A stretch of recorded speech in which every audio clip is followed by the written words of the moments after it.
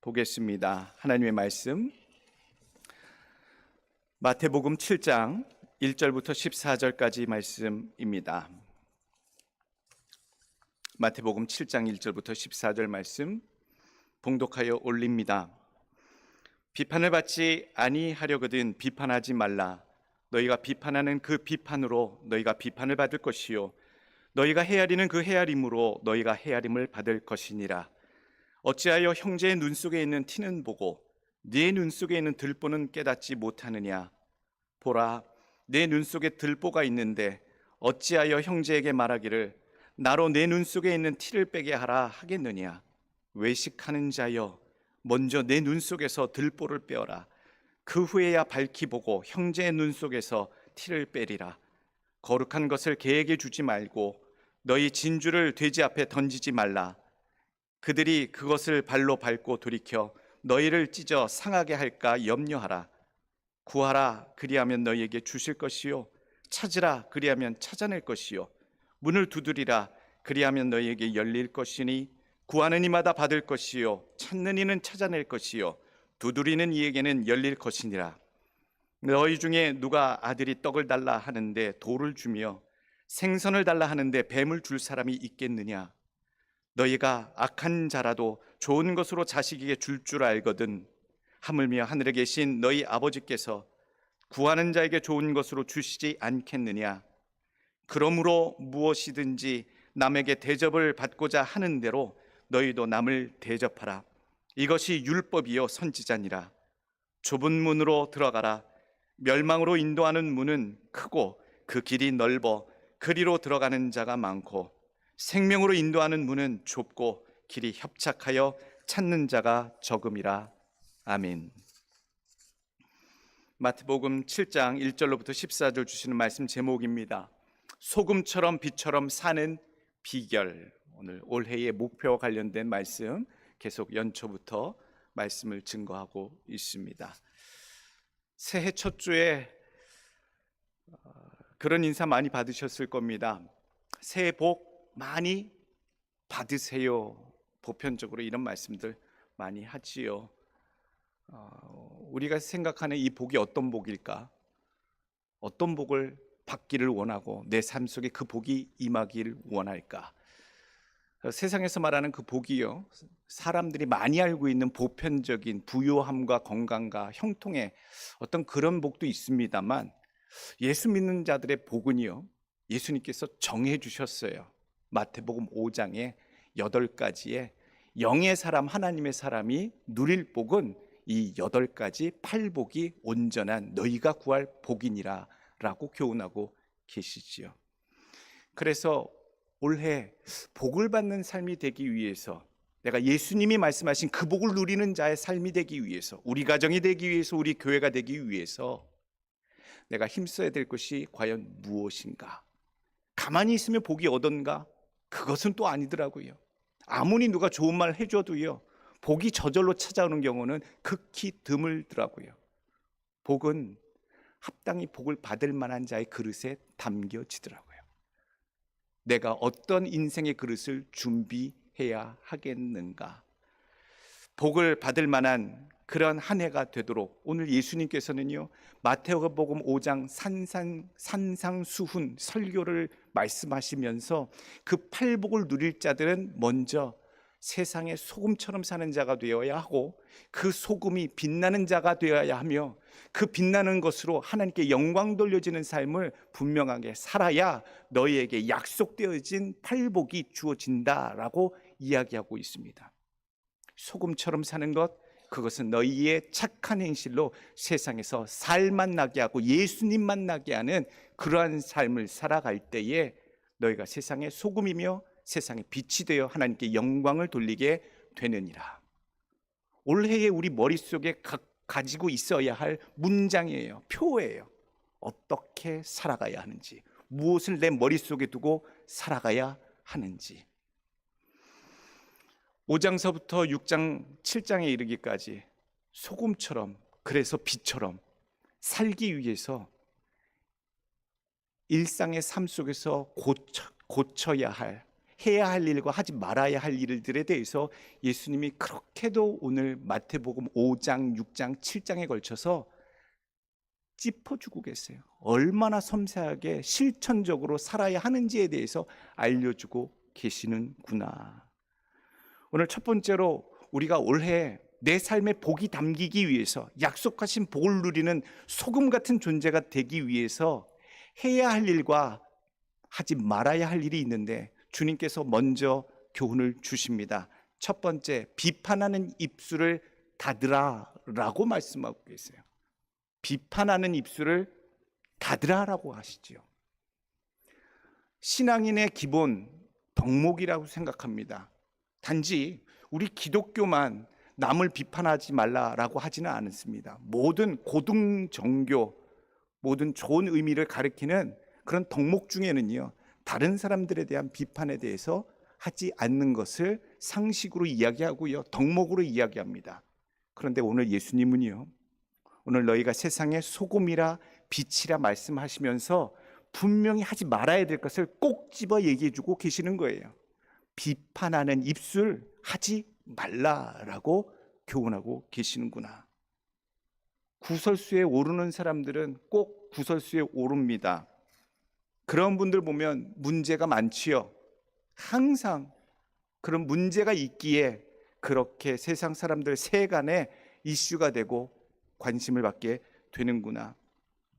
본래 문제가 있어 비판을 받는 경우가 많이 있는 듯한데 오늘 예수님께서는 그 포인트를 지적하지 않고 계십니다. 다른 관점에서 비판받는 자의 삶이 어떠한 자이기에 비판을 받는지에 대해서 이야기해주고 계세요.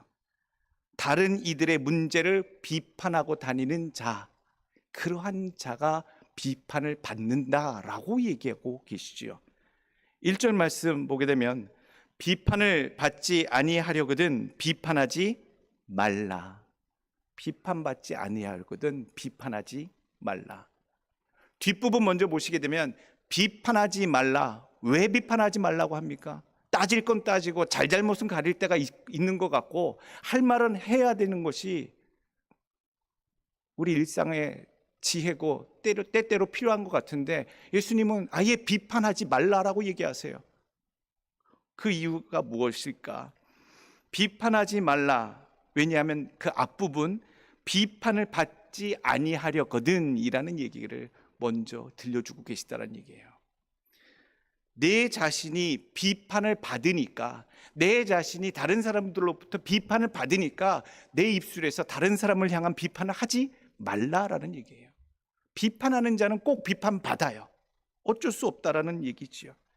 우리가 올해 소금 맛내는 진실되고 참된 그리스도인으로 하나님의 백성처럼 살기 위해서 버려야 할 태도, 입술에 다른 사람 비판하는 그 행태를 찍어내야 한다는 얘기지요. 정말로 힘듭니다. 타인의 비판을 받지 않도록 사는 비결은 내가 잘해서가 아니에요. 아무리 정직하고 성실하고 내 할 일 내가 잘 추스려도 비판하는 자들은 꼭 있어요. 그런데 오늘 예수님이 찝어주신 포인트는 내 자신이 다른 사람조차 비판하지 말아야 비판받지 않는다라고 일러주고 계시다라는 얘기지요. 2절 말씀, 너희가 비판하는 그 비판으로 너희가 비판을 받을 것이요 너희가 헤아리는 그 헤아림으로 너희가 헤아림을 받을 것이니라. 위선적인 신앙에서 벗어나고 소금처럼 빛처럼 살고자 하는 자들이 힘쓸 일, 오늘 우리 입술에서 다른 사람 비판하며 사는 것. 예수님께서는 비판하지 말라고 하는 이유를 제가 곰곰이 생각해 보면 알 것 같아요. 판단하고 비판하는 것, 우리가 할 수는 있어요. 판단력이 있고, 그러나 우리가 입술에서 그것을 여는 순간 다른 사람들에 대해서 정죄함이 되고 그것이 다시 내게로 향하게 되는구나. 뿐만 아니라 감히 누가 누굴 비판합니까? 비판하고 심판하고 따지는 것은요, 죄인들끼리 할 수 있는 것이 아니에요. 심판하시는 이는 하나님이세요. 그리고 다시 오실 예수님께서 이 땅에 심판의 주인으로 오셔서 모든 인생들에 대해서 잘잘못을 믿음의 눈으로 확인하시고 판단하시고 심판하실 텐데 우리가 왜 예수님 역할을 대신합니까? 내가 성자입니까? 우리가 심판의 주인입니까? 우리가 그렇게 의로운 용사입니까? 그렇지 않거든요. 50보 100보인 인생들이 나보다 조금 못해 보이고 무엇인가 흠이 보이면 늑달같이 달라붙어서 허물을 찍어내는 이러한 삶을 우리는 왜 못 버릴까? 똥 묻은 게 겨 묻은 게 나무란다 라고 하는 속담이 있습니다. 유명한 속담이죠. 개들도 많이 돌아다닐 텐데 들판에서 길가에서 돌아다니는 개들 중에 겨가 뭔지 아십니까? 겨 묻은 게 쌀을 탈곡하고 정리하고 나면 껍데기가 벗겨져요. 쌀에 노란 누리끼리한 껍데기가 겨예요. 그러니까 농촌에는 그 겨 껍데기가 여기저기 바람에 흩날리니 지나다니는 개의 털 속에 한두 개씩 묻겠죠. 그 겨가 묻어서 지나가는데 똥 묻은 개가 너 네 털에 겨 묻었어 알기나 알아 라고 하는 이 속담의 속뜻이에요. 예수님께서 표현하십니다. 어찌하여 형제의 눈 속에 있는 티는 보고 내 눈 속에 있는 들보는 깨닫지 못하느냐. 보라, 내 눈 속에 들보가 있는데 어찌하여 형제에게 말하기를 나로 내 눈 속에 있는 티를 빼게 하라 하겠느냐. 들보가 뭔지 아시잖아요. 집 안에 기둥과 기둥을 연결하는 지붕을 떠받치는 그 골절 구조, 어마어마하게 큰 튼튼하게 생긴 그 뼈대가 들보잖아요. 대들보라고 얘기하기도 하고 들보라고 얘기해요. 어마어마하게 큰 구조물 같은 허물이 네 눈 속에 자리 잡고 있는데 형제의 눈에 있는 티끌 빼고자 달려드느냐. 예수님은 그러한 분들에 대해서 그냥 딱 말씀하십니다. 우리가 가장 경계해야 할 표현이죠. 5절 말씀, 외식하는 자여. 위선자라고 얘기하죠. 위선자. 성경에 보면, 율법에 보면 당신이 행하는 거 그거 잘못된 거야 라고 말하는 자들에 대해서 예수님은 그렇게 얘기합니다. 대단한 사람이라 얘기하지 않으셔요. 그냥 외식하는 자, 제일 싫어하시는 사두개인과 바리새인 같은 서기관 같은 한 부류의 외식하는 자로 그냥 말씀하세요. 5절 말씀, 외식하는 자여 먼저 내 눈 속에서 들보를 빼어라. 그 후에야 밝히 보고 형제의 눈 속에서 티를 빼리라. 자신의 허물도 가득하고 자신의 처신도 바로 하지 못하는 자들이 하는 일, 남 비판하기, 그걸 즐기며 사는 사람도 있더라고요. 그냥 남 험담하는 게 그냥 고소해서, 그게 재밌어서 그냥 한심한 인생들. 근데 그 사람들이 교인이라 한다면 얼마나 충격을 받는지. 당사자 앞에서 말도 못할 것을 뒤에서 뒷담화하는 인생들, 수군덕. 또 때로는 자주 남들에게 아는 척하고 와서 충고하겠다고 나타나는 인생들. 그럴 때마다 알잖아요. 우리 마음속에서 듣기도 하고 보기도 합니다만 속에서 울려나는 외침이 있어요. 공감되어지는 외침이, 울림이 있어요. 먼저 본인이나 잘 하세요. 먼저 본인이나 잘 하세요. 말은 안 해요. 근데 저절로 소리에서 울려나요. 오늘 5절 말씀 예수님 말씀하시는 거예요. 외식하는 자여 먼저 내 눈 속에서 들보를 빼어라. 그 후에야 밝히 보고 내 형제의 눈에서 눈 속에서 티끌을 빼리라. 티를 빼리라. 오늘 그러면 내 눈 속에 있는 들보를 빼고 다른 사람의 티끌을 빼러 다녀도 되겠습니까? 라고 생각한다면 이것 또한 미련한 생각이지요. 주님께서는 아예 초장에 말씀하고 계시잖아요. 못 박듯이 말씀하고 계세요. 비판하지 말라. 아예 애초에 무엇을 빼려고도 달려들려고도 하지 말라. 어느 누구도 자기 눈 안에 있는 들보부터 빼내는 인생이 없기에 아예 하지 말라라고 주님 말씀해주고 계십니다. 오늘 외식하는 자, 위선적인 신앙, 속음은 그렇게 살 수 없습니다. 진또배기 신앙인들은요 그렇게 살 수가 없어요. 하나님 앞에 내가 올해 어떻게 주님의 예수님만 내는, 소금에 만내는, 또 예수님을 빛내는 그런 인생으로 살고자 연구하시고 실천하여 복을 받기를 원하시는 분들은 내 입술에 있는 더러운 비판하는 혀를 닫으시고 입술을 닫으시는, 예수님 말씀대로 비판하지 아니하는 그런 변화와 개선이 여러분들의 신앙 가운데 있기를 간절히 원합니다. 두 번째 주시는 교훈의 말씀은요, 소금된 자로 사는 자들이 해야 할 것은 아버지께 구하고 찾고 두드리는 것입니다. 하나님께 구하고 찾고 두드리는 것. 나는 왜 못 받았을까? 나는 왜 못 찾았을까? 왜 나는 그 문제가 열리지 않았을까? 작년에 그렇게 했는데 왜 나는 그렇게 응답받지 못했을까? 고민스러운데 오늘 많은 답 중에 한 가지가 나오게 됩니다. 7절 말씀, 구하라 그리하면 너희에게 주실 것이요, 찾으라 그리하면 찾아낼 것이요, 문을 두드리라 그리하면 너희에게 열릴 것이니 구하는 이마다 받을 것이요, 찾는 이는 찾아낼 것이요, 두드리는 이에게 열릴 것이니라. 누구에게 구하라는 얘기예요? 아버지께 매달려 구하지 않았구나. 전심으로 진정성 있게 구하지 않았구나. 정성껏 구하지 않았구나. 찾지 않았구나. 바램은 있고 원함은 있는데 하나님께 구하고 찾고 try, 두드리고 하지는 않았구나. 그래서 못 얻고, 그래서 구하지 못했고, 그래서 열리지 않았구나. 오늘 올해는 열심히 구하시길 원합니다.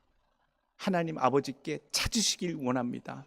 하나님 아버지 앞에 도전하시고 두드리시기를 원합니다. 하나님, 여러분들 우리 신앙 가운데 그런 부분들이 있더라고요. 하나님 좀 알아서 척척 좀 채워주시지, 알아서 공급하여 주시고 잘 되게 하시고 문제 안 터지게 하시고 잘 좀 알아서 해주시지, 이런 참 교만하고 나태하고 거만한 믿음들도 있더라고요. 그래서는 안 된다는 거지요.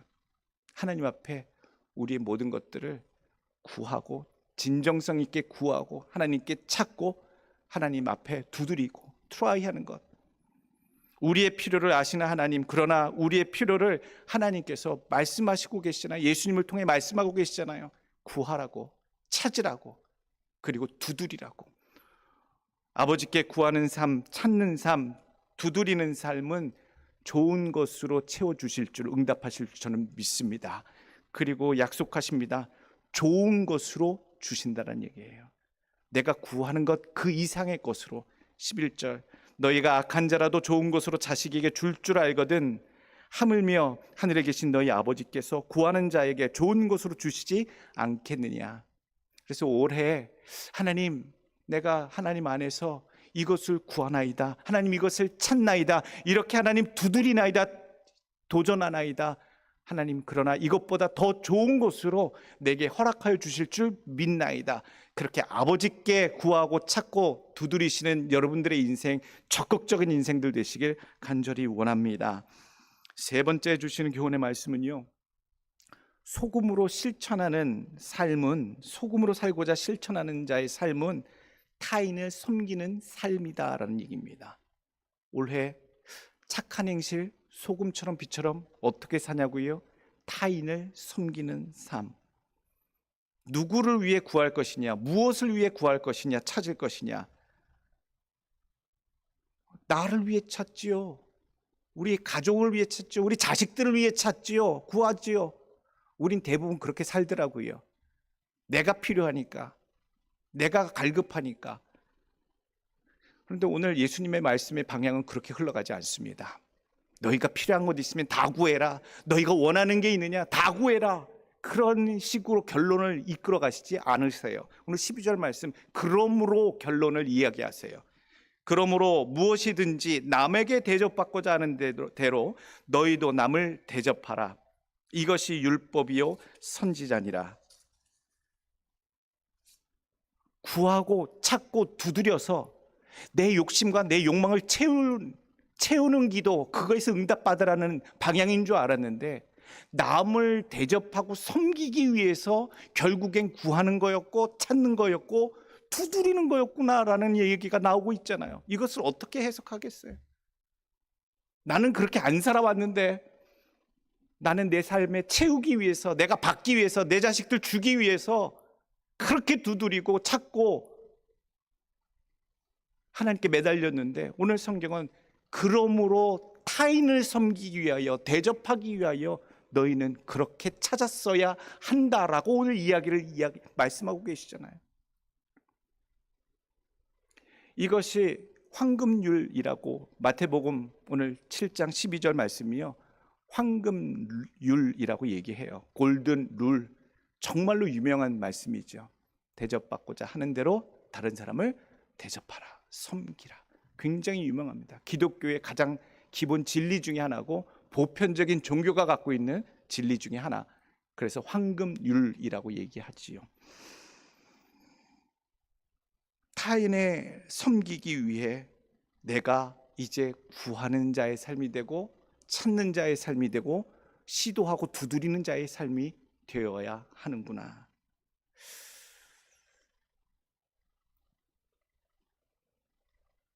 딸이 하나 있는데요, 몇 개월 전서부터 뭐 이상한 걸 찾으러 다닌다고, 재료를 찾는다고 그래요. 자기 엄마랑 같이 가끔 동행하다 보면 뭘 그렇게 찾는데 못 찾았다 온갖 가게랑 뒤지고 다니고, 한 몇 개월 된 것 같아요. 뭘 그렇게 찾는데 오늘도 없어? 물어보면 카다이프라는 걸 찾는데요. 카다이프. 그게 뭐야? 카다이프가 뭐야? 그런 게 있어요. 근데 그 찾는데 비싸고 귀하고 찾을 수가 없대요. 아니, 이 풍요의 미국에서 없는 게 없을 텐데, 찾으면 있을 텐데 그런 게 없어? 인터넷에 뒤져봐, 있을 텐데. 아유, 그건 귀해요. 찾기 어려워요. 비싸고 귀한 거예요. 그러더니만 자기 친구, 아는 친구로부터 그걸 구했대요. 그러더니 너무너무 좋아해요. 그러더니 어젯밤에 뭔가를 작업을 하더라고요. 자기 엄마랑 나랑 같이 사는 여자랑. 그러더니 막 하고, 아빠는 피곤해서 잔다. 그런데 뭘 그렇게 작업을 해요. 작업을 하더니 아침에 뭐 만들어 놓은 걸 갖고 목양실에 들어서 이거 한번 드셔보세요 하고 떡 놓고 가는데, 이게 뭔데? 그래서 두쫀쿠라고 그래요. 두쫑크. 이게 무슨 말이야? 두쫑쿠라는 이 뭐 쿠키 같이 생겼어요. 쿠키 같이 생겼는데 두쫑쿠라는 게 있어요.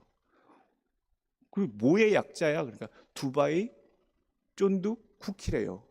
세상에, 그게 원래 말인지, 원래 그게 이름인지 그냥 장난스럽게 줄여서인지. 그러더니 제가 한 번 봤는데 입에서 녹더라고요. 이야, 맛있는 거구나. 근데 이거 누구 주려고? 이만큼을 하더니 자기 찬양팀 멤버들 한다고. 그럼 3개월 전서부터 네가 찾고 구하고 여기저기 돌아다니면서 구했던 게 다 누구로 향한 거예요? 나도 하나 얻어먹었으니까 나도 덕을 봤죠. 그거를 예쁘게 싸가지고 간식으로 삼겼 그 모습을 제가 보고서요, 오늘 말씀, 다른 자들을 섬기고 대접하기 위해서 구했던 거구나, 찾았던 거구나, 두드렸던 거구나. 참 그렇게 열심히 몇 개월 동안 내가 그걸 기억하는데 너는 너를 위해 하지 않냐고, 그걸 그렇게 간식으로 만들어 갖다 바치려고 그렇게 했구나. 오늘 그게 느껴지더라고요. 우리가 과연 이렇게 살아야겠구나. 우리는 기껏해야 성전에 나와서 내 입에 들어가는 거, 내 가족에게 담겨지는 거, 내 자식들을 위한 거, 주시옵소서, 구합니다, 찾습니다, 두드립니다 라고 그렇게 살았는데, 오늘 예수님이 말한 방향은 내가 하나님의 나라를 섬기고 이웃을 사랑하고 다른 사람들을 대접하고 섬기기 위해서 하나님 필요합니다, 구합니다, 찾습니다, 그렇게 도전하고 두드립니다 라고 하는 삶을 주님은 그렇게 말씀하고 계시는구나. 쉽지 않은 겁니다. 오늘 우리들의 삶에 분명히 말씀하십니다. 목사님, 그러면 우리가 필요한 것들, 내 자식이 필요한 것들, 내 자신이 필요한 것들, 그런 것들에 대해서 기도할 필요가 없나요? 성경에 말씀하세요. 예수님이 직접 말씀하세요. 나를 위해서, 우리를 위해서는 구하지도 두드리지도 찾지도 말라는 뜻인가? 누가복음 12장 29절 말씀, 너희는 무엇을 먹을까 무엇을 마실까 하여 구하지 말며 근심하지도 말라. 목사님, 뭐 먹고 살아요? 어떻게 생활해요? 구하지도 말고 근심하지도 말라고요. 예수님 말대로 하는 거죠.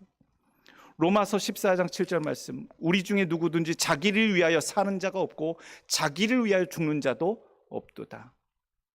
자기를 위해 사는 자 없어요.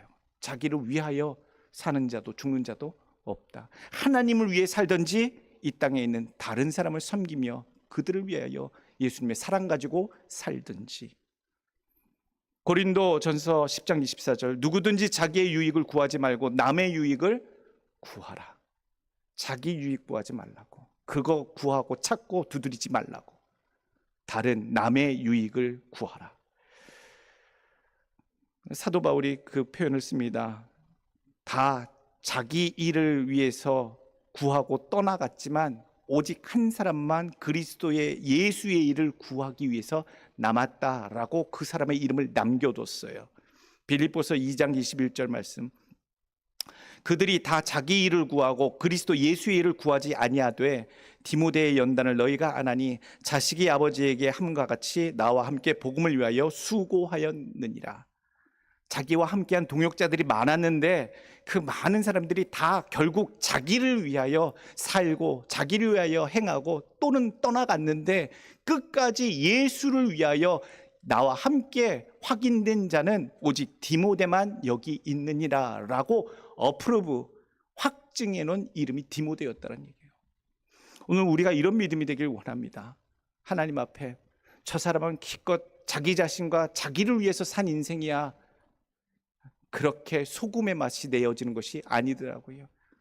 정말로 하나님 앞에 다른 사람들을, 타인을 섬기는 아름다운 소금과 같은 착한 행실로 많은 자들을 감동시키고 빛나는 삶이 되어서 분명히 하나님께 영광 돌려지는 삶으로 내어지시길, 올해 그렇게 많이 닮아가시길 예수 그리스도 이름으로 축원합니다. 마지막 주시는 교훈의 말씀은요, 소금처럼 사는 것, 비처럼 사는 것, 그렇게 실천하는 삶은 어렵습니다. 그거를 각성하고 각오하고 가시길 간절히 원합니다. 쉽지 않습니다. 내가 나를 위해서 사는 것도 힘든데, 나를 추스리고 사는 것도 힘든 일이지만 다른 사람을 위해서 구하고 찾고 두드리고 나눠주는 삶, 섬기는 삶 자체가 쉬운 길이 아니다라고 예수님이 말씀하고 계십니다. 예수를 대충 믿는 건 쉽습니다. 멸망의 길 가는 것도 쉽습니다. 예수를 믿는다는 것이 어떤 의미냐? 서로 많이 다릅니다.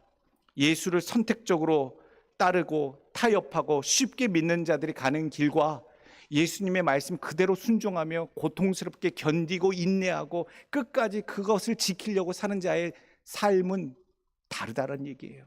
달라요. 방향은 비슷한 듯 하지만 들어가는 문이 달라요. 대부분 내가 가는 이 길이 예수님 가신 그 길이라 하시는데 예수님은 그렇게 쉽게 살다 가지 않으셨어요. 주님이 하나님의 뜻하신 대로 이루어드리도록 순종하며 희생하며 나누며 피 흘리며 고통받으며 가셨던 삶. 13절 말씀입니다. 좁은 문으로 들어가라. 멸망으로 인도하는 문은 크고 그 길이 넓어 그리로 들어가는 자가 많고 생명으로 인도하는 문은 좁고 그 길이 협착하여 찾는 자가 적음이라. 내가 예수 믿는 게 이게 맞는가? 내가 이렇게까지 해야 하는가? 도대체 언제까지 이걸 참고 따라가야 하는가? 라는 질문이 들으셔야지 정상입니다.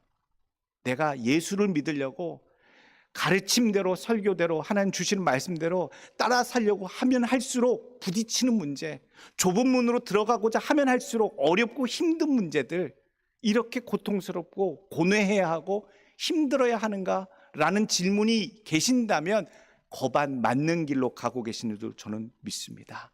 예수님 가신 길이요, 쉬운 길이 아니에요. 쉽게 가신 길이 아니더라고요. 소금처럼 사는 길, 주님 따라 인생을 사는 방법이 지금처럼 지치고 힘들고 고달프다면 지금 내가 생명으로 가는 길 위에 있음을 여러분 확신하셔도 될 줄로 저는 믿습니다. 위로를 받으시길 원합니다. 내가 예수님의 가르침대로 따라 살기 위해서 어려움 중에 있고 고난 중에 있으시다면 힘을 내시길 원합니다. 끝까지 그 길로 가시길 원하고 그 길 끝에서 계시는 주님 꼭 만나시길 원합니다. 그 주님 가신 그 길, 편한 길, 많은 사람들이 대충 가는 길, 원하는 대로 가는 길, 그 길 가봐야 거기 예수님 안 계셔요. 내가 가는 이 길이 주님 가셨던 정말로 어려웠던 길이고 좁은 문이었고 협착한 길이었고 주님의 뜻대로 가는 그 길을 똑같이 내 인생 가운데 살아가야, 십자가 지고 살아가야 그 길로 먼저 가신 주님을 거기서 만날 수 있다는 얘기예요. 오늘 우리의 삶에 그런 예수님을 따라 사는 삶이 계시길 원하고, 비록 힘들고 어려울지라도 주님이 내게 맡겨주신, 주님이 걸어가신 십자가의 길, 내가 짊어지고 그 길조차 참고 견디고 이겨내며 가신다면 많은 상을 준비하시고 나를 만나 반겨주실 예수님이 꼭 기다리고 계심을 만나게 될 줄로 믿으시고 승리하시는 올해 소금처럼 빛처럼 사는 여러분 되시길 축원합니다. 기도하겠습니다.